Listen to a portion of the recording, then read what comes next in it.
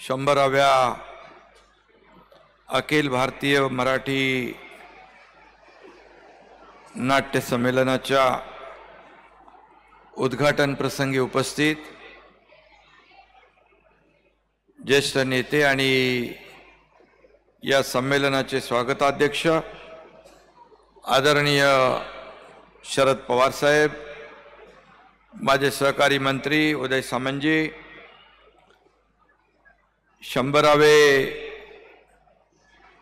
नियोजित अध्यक्ष जब्बार पटेलजी, मावळते अध्यक्ष प्रेमानंद गजबी, नाट्य परिषदेचे अध्यक्ष प्रशांत दामले, खासदार अप्पा बारणे, कुलपती दिवाळ पाटीलचे पी डी पाटील, आमदार अण्णा बनसोडे, आमदार अश्विनी जगताप, विधान परिषदचे आमदार उषाताई खापरे, उपाध्यक्ष भाऊसाहेब भोईर, व्यासपीठावरील सर्व सन्मान्य मान्यवर, बोललं चालेल? व्यासपीठावरील सर्व सन्माननीय मान्यवर, सर्व अधिकारी, जिल्हाधिकारी, विभागीय आयुक्त, महापालिका आयुक्त, पोलीस आयुक्त, सर्वजण आहेत. या सर्वांचंच आणि उपस्थित नाट्य क्षेत्रातील सर्व कलावंत, दिग्दर्शक आणि प्रेक्षक यांचं मी मनापासून या ठिकाणी स्वागत करतो आणि अखिल भारतीय मराठी नाट्य संमेलनाला मनापासून शुभेच्छा देतो. खरं म्हणजे अतिशय दिमागदार सोहळा आज या ठिकाणी आपण आयोजित केलेला आहे आणि म्हणून मी आपल्या सगळ्यांचं महाराष्ट्र शासनाच्या वतीने देखील मनापासून अभिनंदन करतो. मनापासून सगळ्यांना शुभेच्छा पुन्हा एकदा देतो. सर्व कलांचा अधिपती गणपती आणि कलेची देवता नटराज यांच्या चरणी वंदन करतो. आज साजरा होत असलेल्या शतक महोत्सवी अखिल नाट्य संमेलनानिमित्त उपस्थित, मगाशी मी म्हटलं, रंगकर्मी असतील, नाटकाशी संबंधित तंत्रज्ञ असतील, बॅक स्टेजवरील कलाकार असतील, यांचं पुन्हा एकदा अभिनंदन केलं पाहिजे. कलेच्या क्षेत्रात एखादा उपक्रम दरवर्षी आणि 100 वर्ष करत राहणे आणि त्याबाबतचं आकर्षण कायम राहणं, कायम राखण्याचा प्रयत्न करणं, तसं बघायला गेलं तर सोपं काम नाही. पण हे शक्य झालंय, आज आपण सगळे त्याचे साक्षीदार आहोत. ते केवळ आणि केवळ मराठी माणसाच्या रंगभूमीवरील निखळ प्रेमामुळेच, कारण आपण सर्वजण यावर प्रेम करतो. त्यामुळे आपली दर्दी तसेच चोखंदळ मराठी प्रेक्षकांचंही मी अभिनंदन करतो. कविवर्य सुरेश भटांनी म्हटलंय, लाभले आम्हास भाग्य बोलतो मराठी, झालो खरेच धन्य ऐकतो मराठी. माय मराठीची थोरवी सांगणाऱ्या या गीताने आपल्या प्रत्येकाच्या मनातील भावनांना शब्दरूप दिलंय. खरं तर हे 100वे संमेलन 2020 साली व्हायला हवं होतं, परंतु कोविडमुळे सगळं जग 2 वर्ष ठप्प होतं. त्यामुळे 100व्या संमेलनाला 2024 उजाडलंय, ही वस्तुस्थिती आहे. परंतु काय माहिती, नियतीच्या मनात असेल या 100व्या नाट्य संमेलनाला एकनाथ शिंदेची उपस्थिती लाभावी म्हणून, आणि म्हणून मी स्वतःला भाग्यवान समजतो की आज या आपल्या 100व्या अखिल भारतीय मराठी नाट्य संमेलनाला मला उपस्थित राहता आलं. भारताला आपल्या देशाला पुरातन मंदिरं, लेण्या, स्मारक आणि शौर्याचा इतिहास आहे. तसाच नाट्य आणि नृत्य संगीताची उज्ज्वल परंपरा आपल्याला लाभलेली आहे. भारतातील नाट्यकलेला तर 2000 वर्षांची अतिशय मोठी परंपरा आहे. विष्णुदास भावे यांनी 5 नोव्हेंबर 1843 या दिवशी सीता स्वयंवर हे नाटक सांगलीत सादर केलं आणि मराठी रंगभूमीचा त्याच दिवशी जन्म झाला असं मानलं जातं. त्यानंतरच्या 180 वर्षात मराठी रंगभूमीने अनेक बदल पाहिले, अनेक बदल पचवले, अनेक आव्हानांना ती सामोरी गेली. याचे साक्षीदार तुम्ही सर्वजण आहात. आज OTT आणि सोशल मीडियाच्या काळातही मराठी प्रेक्षक नाटक बघायला गर्दी करतात. ही वस्तुस्थिती आहे, हे आपल्याला मान्य करावं लागेल. आणि व्यावसायिक नाटकांची जेवढी चलती आज आहे तेवढाच प्रायोगिक रंगभूमीलाही बहर आलेला आहे. अशोक सराफ यांच्या व्हॅक्यूम क्लीनर या नाटकाचा प्रयोग गेल्या आठवड्यात आमच्या ठाण्यामध्ये गडकरीमध्ये होता. त्याचं तिकीट काढण्यासाठी प्रेक्षकांनी सकाळी 7 वाजल्यापासून रांगा लावल्या. त्याचे फोटो देखील मी पाहिलेले आहेत. आणि म्हणूनच मी सुरुवातीला म्हणालो, दर्दी आणि चोखंदळ प्रेक्षकांना त्रिवार वंदन केलं ते याचमुळे. आज मी मगाशी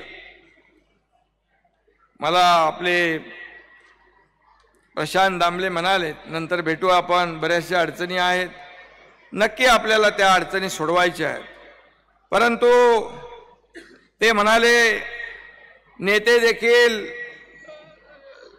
आमच्यासारखा परफॉर्मन्स करतात पण तुमच्यासारखा आम्ही करू शकत नाही. कारण खरं म्हणजे हा लाईव्ह परफॉर्मन्स आहे, याच्यात रिटेक नाही आणि त्यामुळे तुमची कला फार अवघड आहे. आणि मी आपणच म्हटलंय, मनावर उपचार करणारे औषध म्हणजे नाटक. त्याची तुलना चित्रपटाशी करणे म्हणजे जिलेबीची तुलना तिच्या चित्राशी करण्यासारखं होईल. जिलेबीचा आनंद मिळविण्यासाठी ती खाल्लीच पाहिजे, चित्र पाहून भागणार नाही. आणि नाटकाच्या तिकीट दराबाबत प्रेक्षकांनी हा दृष्टिकोन ठेवला पाहिजे. तिकीट काढणं म्हणजे कलावंतांचं कौतुक करणं आहे, आपण म्हटलेलं आहे ना. त्याच वेळी कौतुकाला कलावंतांनी पात्र ठरलं पाहिजे. आणि म्हणून खरं म्हणजे किती नेते आम्ही असलो तरी सुद्धा तुम्ही सर्व अभिनेते आहात. त्यामुळे अभिनेत्याला समोरच्या जो प्रेक्षक आहे त्याच्या समोर अतिशय मोठी कामगिरी करावी लागते. आणि त्याच्यामध्ये जसं लाईव्ह परफॉर्मन्स मी सांगितलं त्याची एक किंमत असते. घरात चित्रपट पाहताना आपण जरा चहा आण असं म्हणू शकतो, पण नाटक पाहताना आपण म्हणू शकत नाही.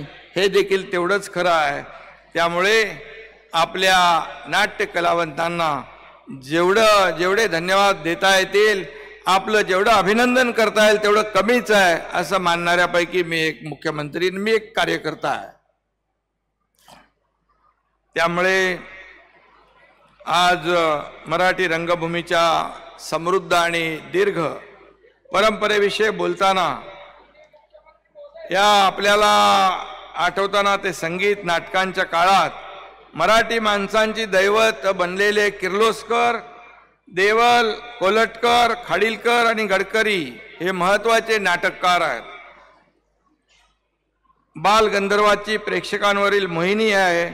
मामा वरेरकर आहेत. अरे त्यांना नंतर मला भेटायला घेऊन या, हे बाबा नंतर त्यांना भेटायला माझ्याकडे घेऊन या. आचार्य अत्रे, मोग रांगणेकर यांना रंगभूमी जगवण्याचे प्रयत्न केलेत.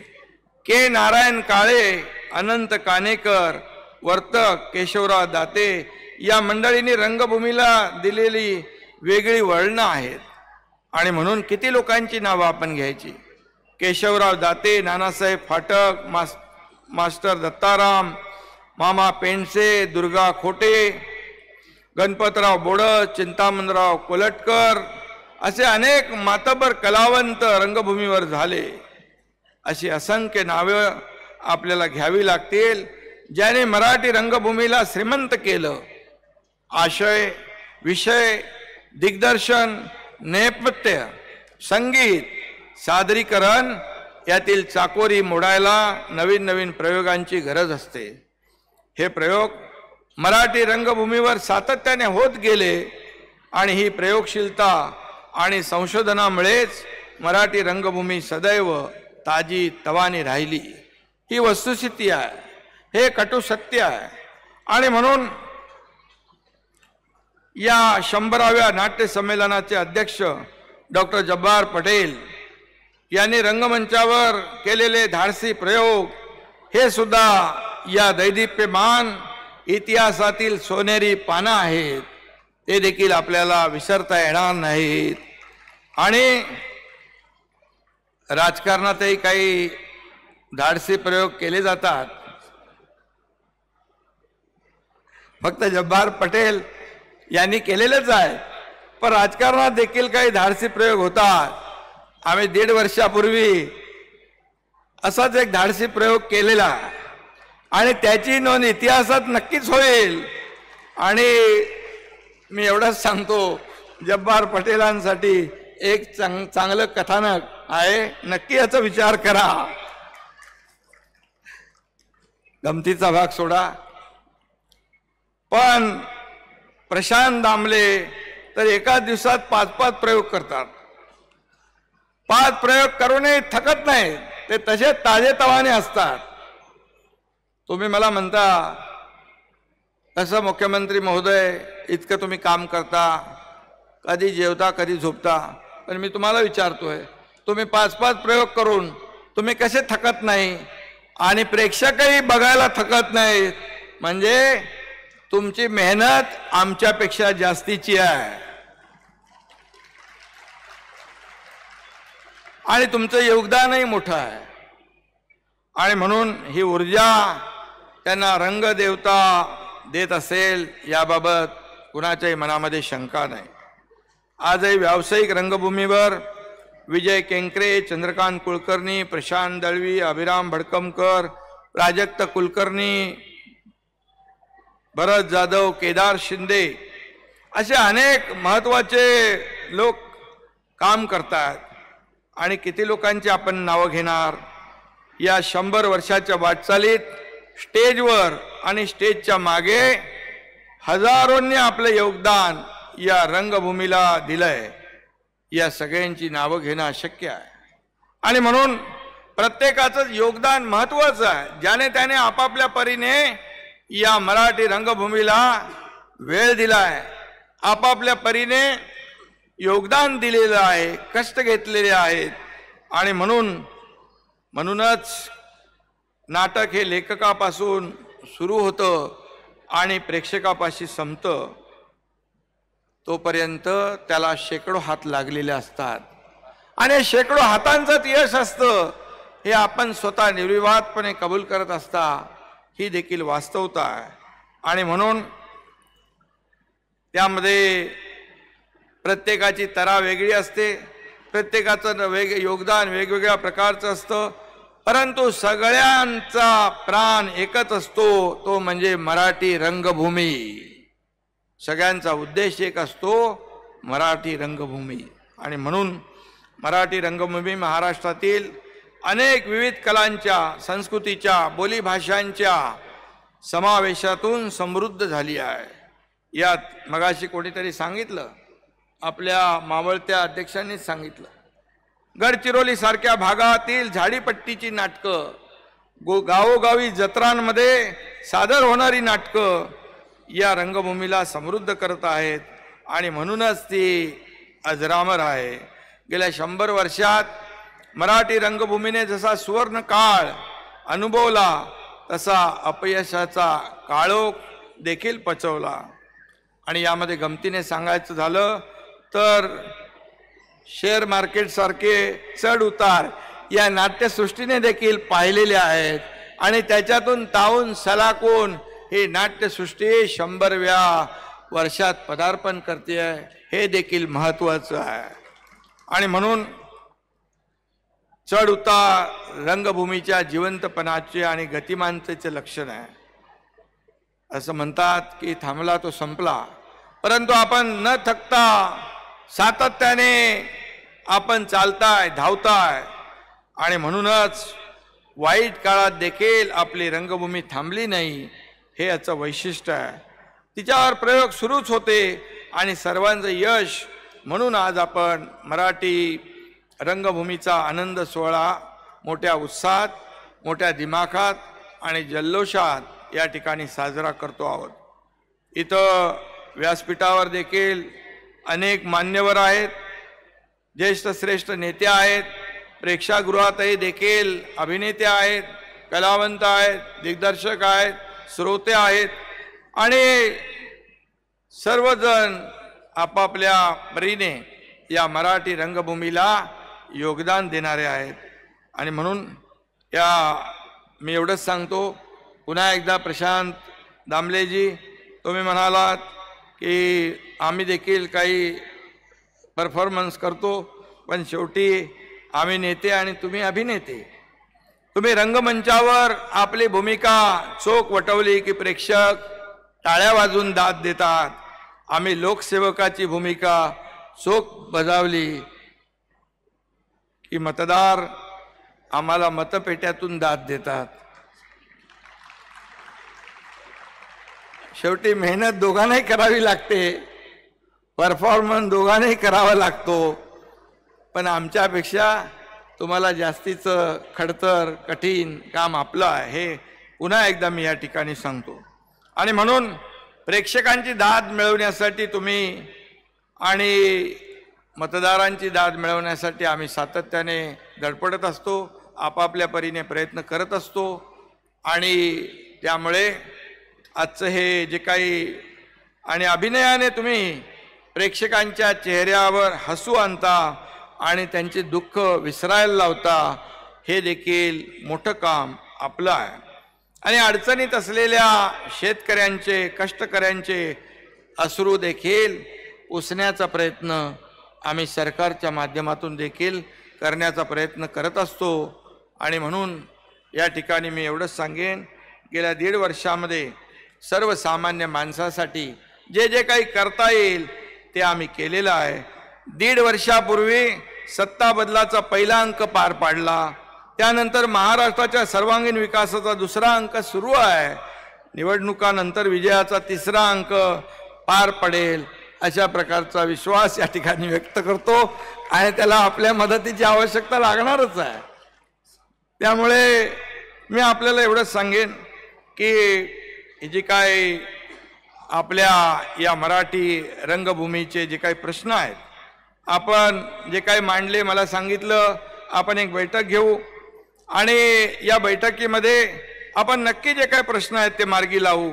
मी बसता मागच्या वेळेस आपण माझ्याकडे आला होता आणि मी ठाणे आणि नवी मुंबई आणि आणखी काही नाट्यगृह होती, कल्याण वगैरे, त्याचं भाडं कमी करण्याची मागणी केली. माझं काम आपल्याला माहीत आहे, मी करतो बघतो, फाईल बनवतो वगैरे करत नाही. मी फोन घेतला, लावला आणि मला वाटतं ते भाडं कमी करून टाकलं त्यांनी, तात्काळ केलं ना.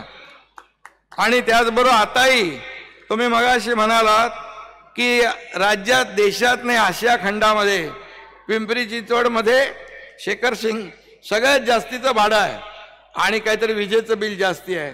मी तुम्ही म्हटल्याबरोबर शेखर सिंग यांना बोलवलं आणि जे पूर्वीचं भाडं होतं तेवढंच ठेवायला सांगितलं. वीज बिलाचं देखील आपण तो निर्णय घ्यायला सांगितला आहे. सोलर लावा, कारण शेवटी ही मराठी नाट्यसृष्टी जी आहे, क्षेत्र आहे, मराठी रंगभूमी आहे, टिकली पाहिजे. कारण याला फार प्राचीन इतिहास आहे, परंपरा आहे आणि आजच्या सगळ्या काळामध्ये त्यांना जे काही अडचणींना सामोरं जावं लागतंय, तर सरकार म्हणून आपली जबाबदारी आहे यांच्या पाठीशी उभं राहणं. जसं शेतकरी, कष्टकरी, कामगार, महिला भगिनी यांच्या पाठीशी उभे राहतो, तसेच या नाट्यसृष्टीच्या मागे देखील आमचं सरकार उभं राहील, अशा प्रकारची आपल्याला विश्वास या ठिकाणी देतो. मी आपल्याला एवढंच सांगतो, दरवेळेला 50 लाख रुपये नाट्य संमेलनाला देत होते.